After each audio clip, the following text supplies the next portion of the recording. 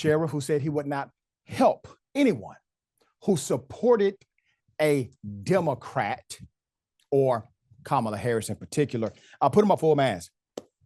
I'm taking you to Ohio. He said, if you support Democrats, I will not help you. John Rodgers, Ohio sheriff.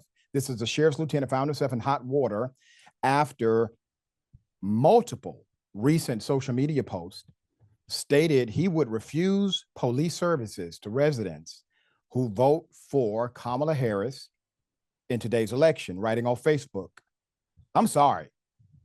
If you support the Democrat Party, I will not help you.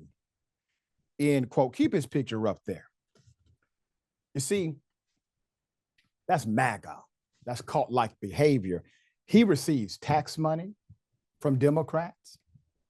He receives his pension from Democrats. They pay for this man to actually protect and serve. He has a constitutional mandate based on the state constitution to actually help. He has a duty and responsibility. So let's go over the post. Another post he wrote, quote, the problem is that I know which of you supports the Democratic Party, and I will not help you survive the end of days, end quote. He also wrote, quote, at the end of the day, I will require you to provide proof of who you voted for if you ask me for help. Weapons and ammo are not cheap. Then finally posting, quote, Kamala Harris represents Satan. Please don't let Satan win. Oh, that's a Christian evangelical, the love of Christ. All right. Despite his inflammatory rhetoric, John Rodgers, a 20-year veteran, should know damn better, of the Clark County Sheriff's Office, was able to keep his job as a Road Patrol Supervisor after blaming his prescribed sleep medication for making the out-of-character remarks. Marisa, let's put those remarks back up just for a minute. I want to see something. This man didn't misspell not one damn word. Now, without the sleep medication, a whole lot of us texting that much, we may miss a word. Everything's grammatically correct, basically, as much as MAGA can be. But he blames it on sleep medication.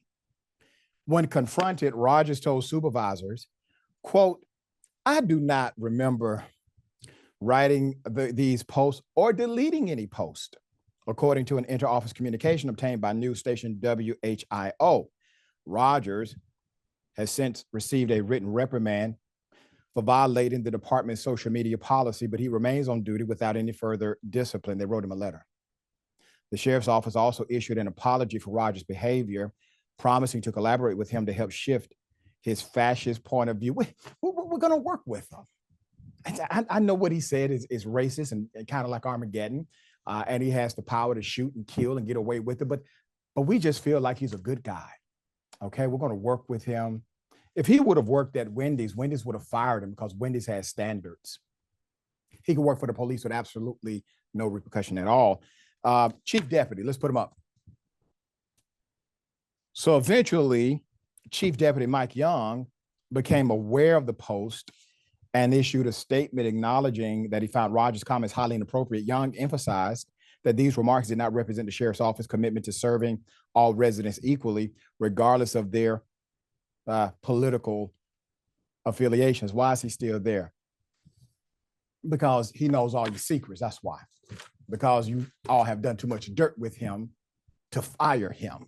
That's why. The culture is revealing itself. And Jank, I got this question, man, because obviously this is what a MAGA regime looks like. Trump, if he were president now, would have promoted that SOB and his rhetoric.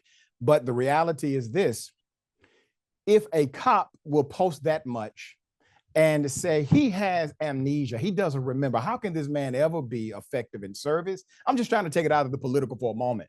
How can he write a police report that's believable? A defense attorney will have a field day ripping him alive on the stand if he ever tried to testify against somebody who probably may have earned an opportunity at a jail cell. This guy now has ruined it for the whole system. What say you? Yeah, Rashad, I'm bothered by the fact that we all live in different realities. And some of those realities are so starkly different that it's unsettling. So it's one thing if you got somebody working at Dunkin' Donuts who thinks Kamala Harris is Satan and all of her supporters shouldn't get any donuts from him. Yeah. It's another thing when a police officer thinks you're Satan and that he won't respond if you're being sexually assaulted or if you're being robbed or killed.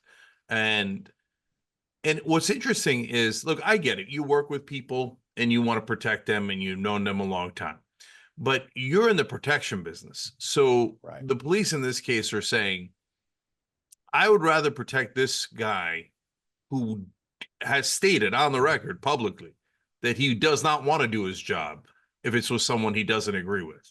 And God knows what their race or gender, et cetera, is.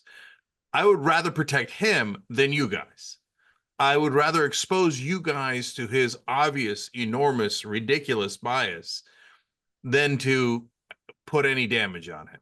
So as a society, we have got to get back to one reality. And of all the people in different jobs where that reality makes the most difference, police is at the top of that list. Because are we going to be served and protected, or are we going to be hunted?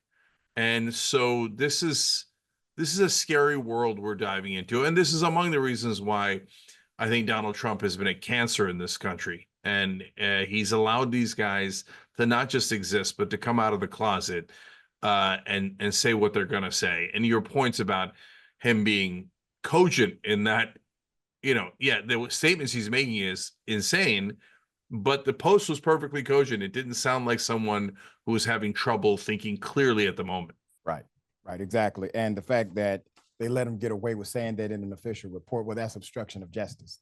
That's already another violation when he was investigated himself.